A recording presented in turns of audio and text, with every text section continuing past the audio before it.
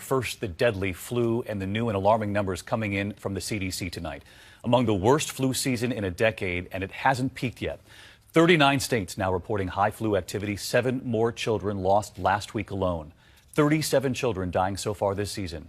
But tonight, another age group making news because of how hard this is hitting this year, baby boomers. And what about the caretakers? If you're caring for someone with the flu, should you get Tamiflu as well? Here's ABC's Lindsay Janis tonight.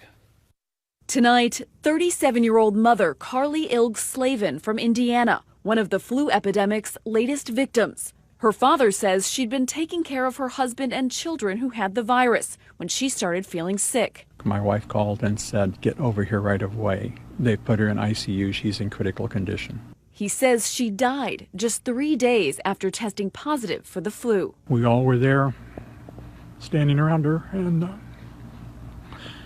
she left about 6:30 in the morning. Carly's story highlighting the danger to caregivers and others at home. Tonight, the CDC recommending that some people at a higher risk take a preventative dose of Tamiflu, even if they don't have the flu, a step that could cut their chances of getting the virus by up to an estimated 80%. If there are infections in the household and you're concerned about an older individual in the home, talk with your doctor and see if the prophylactic medicines are something that would be useful. Across the country, nearly 12,000 flu patients so sick they've had to be hospitalized. The CDC says the number of children reported to have died from the flu this season has climbed to 37. 12-year-old Dylan Winnick's family says he had a fever on Monday and died on Tuesday. Shocking. You get a call that he's passed. How the hell does that happen?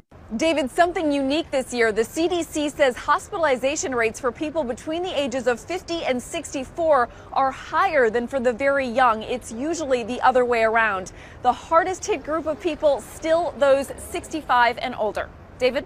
All right, so seniors, children, and this year the baby boomers too. Lindsay, our thanks to you. And about that point you heard from Lindsay, they're caretakers caring for loved ones with the flu. Should they be taking Tamiflu as well? Let's dig into this with Dr. Ashton. Jen's here tonight. And Jen, I know that your daughter has the flu at home. We wish her a speedy recovery along with everyone at home dealing with this. But this notion about Tamiflu, you were mentioning that you were on it. Obviously, you're a doctor. It's easier to get.